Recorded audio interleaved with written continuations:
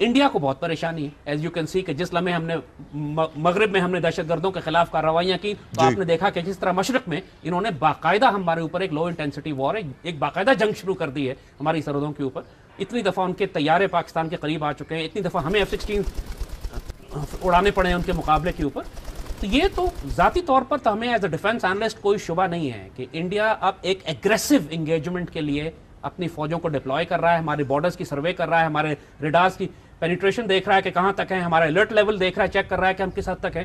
اور ہم نے یہ بات جنوری میں کہی تھی، جنوری 2014 میں جب انڈیا میں انتخابات میں بھی 6 مہینے تھے، اس وقت ہم نے کہا تھا کہ انڈیا میں ایک ہٹلر آ رہا ہے، نریندر مودی آئے گا اور اس کے بعد پورے خطے میں ایک خوفناک جنگ کے لیے وہ ایک تیاری کریں گے. بالکل، آپ نے اس کا ذکر پروگرامز میں بھی کیا، میرے ساتھ بھی کیا، پروگرام میں بھی کیا تھا ہم نے، اور اب ایونٹس بالکل ویسے ہی سامنے ہو رہے ہیں. تو ہمیں ذاتی طور پر کوئی شبہ نہیں ہے، لیکن ایک بات ہم صاف بتا دیں کہ اگر انڈیا پرووک کرتا ہے، ایک جنگ ہوتی ہے پاکستان پر اور نواز شریف کی حکومت ڈیموکریسی یہ موجود ہوگی تو پھر ہم اس جنگ میں بچ نہیں سکیں گے. اگر پاکستان یعنی یہ جو پیٹرول کا کرائسس مینج نہیں کر سکتی، آپ کے خیال میں یہ ہم ایک جنگ میں لیڈ کریں گے انڈیا کے خلاف؟ پاکستان ایک آرڈنری عام ریاست نہیں ہے نا. آپ کے خلاف آپ امریکہ نہیں ہے، امریکہ کے خلاف دنیا کا کوئی ملک سازش کر کے حملے نہیں کر رہا. پاکستان چاروں طرف سے گھرا ہوا ہے دشمنوں میں. ہمارے پاس اندرونی داخلی دہشت گرد بھی ہیں، خارجی دشمن بھی ہیں جو تیار کر رہے ہیں. دنیا کا کون سا ملک ہے مجھے بتائیں جس کو امریکہ بھی تباہ کرنا چاہتا ہو، اسرائیل بھی تباہ کرنا چاہتا ہو، یورپین یونین بھی تباہ کرنا چاہتا ہو، جس کو تباہ کرنے کی ساری کوشش پہلے روس نے بھی کی ہو اور انڈیا بھی تباہ کرنا چاہ رہا اور پاکستان کے اندر کے بھی غدار. دنیا کا کون سا ملک ہے مجھے بتائیں جو اتنے پریشر لے سکتا ہو؟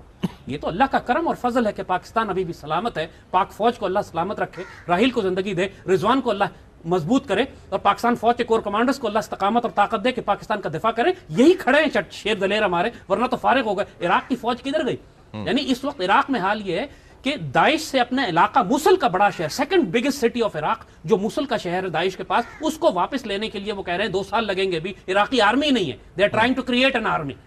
تو اللہ سے ڈریں، استغفر اللہ العظیم، کہ ہماری پاک آرمی کو کوئی نقصان پہنچے. انڈیا کے حملے سے پہلے پاکستان میں ایک پیٹریوٹک ٹیکنوکریٹک گورنمنٹ لے آئیں. نقصان ہمیں پھر بھی ہوگا کیونکہ کینسر اتنا پھیل چکا ہے کہ اب ریکوری بڑی سخت ہوگی، بڑی خون ریزی ہوگی، ہمیں بڑی قیمت دینی پڑے گی. لیکن اگر اس وقت تک آپ نے ایک ٹیکنوکریٹک پیٹریوٹک گورنمنٹ پاکستان میں نہیں لائی تو اتنا بڑا نقصان ہوگا کہ شاید آپ کو آدھا پاکستان آپ کے ہاتھ سے اللہ نہ کرے بڑے بڑے شہر ہمارے ہاتھ سے چلے جائیں، پھر ریکوری 10 گنا زیادہ قیمت دے کے کرنی پڑے گی. ریکور تو ہم کر جائیں گے، آرمی تو انٹیکٹ ہے، قربانیاں دے گی. لیکن جس طرح یہ گورنمنٹ اس وقت رسپونڈ کر رہی ہے، جس طرح پیٹرول کا کرائسس، بجلی پانی گیس کا کرائسس ہے، پورا ملک رک گیا ہے جا کے، اس صورتحال میں اگر انڈیا نے بھی اٹیک کر دیا دین یو ول، پھر آپ استغفر اللہ 10% آبادی بھی ملک کی چلی جائے، اگر نقصان ہو تو 1 کروڑ 2 کروڑ آدمی مارے جائیں گے. سوچنا 18 کروڑ کی آبادی ہے.